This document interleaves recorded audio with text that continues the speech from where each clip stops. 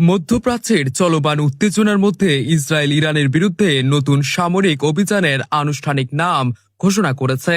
ইসরায়েলের প্রধানমন্ত্রীর কার্যালয় জানিয়েছে অভিযানের নাম রাখা হয়েছে বোরিং লায়ন বা গর্জনশীল সিংহ। সরকারি বিবৃতিতে বলা হয়, এই নামকরণ কেবল একটি সামরিক কোডনেম নয়, বরং এটি অভিযানের লক্ষ্য, তীব্রতা এবং কৌশলগত বার্তার প্রতীক।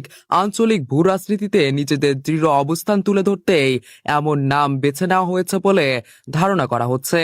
উল্লেখ্য, এর আগে গত বছরের জুনে ইরানকে কেন্দ্র করে সংগঠিত 12 দিনের সংঘাতে ইসরায়েল তাদের সামরিক অভিযানের নাম দিয়েছিল রাইজিং লায়ন বা উদীয়মান সিংহ। সেই ধারাবাহিকতা বজায় রেখে এবার আরো আক্রমণাত্মক সুরে বোরিং লায়ন নাম নির্ধারণ করা হয়েছে, যা প্রতিরক্ষা কৌশলের ধারাবাহিক রূপান্তরের ইঙ্গিত দিচ্ছে বলে বিশ্লেষকদের মত। সামরিক বিশেষজ্ঞরা মনে করছেন, নামের এই পরিবর্তন মূলত প্রতীকী হলেও এর ভেতরে শক্তিশালী বার্তা রয়েছে। এর মাধ্যমে ইসরায়েল ইরানের প্রতি তাদের কড়া অবস্থান, প্রতিরোধ ক্ষমতা এবং ভবিষ্যৎ সামরিক পদক্ষেপের সম্ভাব্য ইঙ্গিত দিতে চাইছে। বিশেষ করে আঞ্চলিক শক্তির ভারসাম্য এবং প্রতিরক্ষা কৌশলের ক্ষেত্রে এটি মনস্তাত্ত্বিক প্রভাব ফেলতে পারে।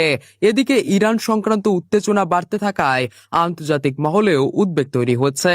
বিশ্লেষকদের মতে, সামরিক অভিযানের নামকরণ কখনো কখনো কূটনৈতিক বার্তা হিসেবেও কাজ করে এবং প্রতিপক্ষের উপর চাপ সৃষ্টির একটি কৌশল হতে পারে।